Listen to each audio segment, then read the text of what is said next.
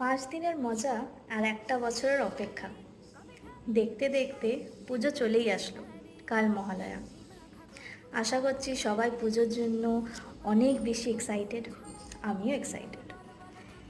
কিন্তু এই 5টা দিন আমরা মজা করার জন্য যে একটা বছর অপেক্ষা করে থাকি, কবে পুজো আসবে, কবে পুজো আসবে, বা আসছে বছর আবার হবে।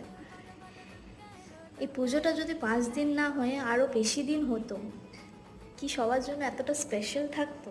আমার মনে হয় না। কিন্তু পুজোয় 5টা দিন বলে আমাদের কত পুরো বছর প্ল্যান থাকে। পুজোতে এই করতে হবে, পুজোতে এই বন্ধুদের সাথে দেখা করতে হবে, এখানে আড্ডা দিতে যাব, এই খাবার খাবো।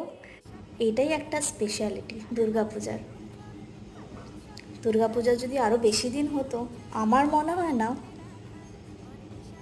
এটা অতটা স্পেশাল থাকতো সবার জন্য।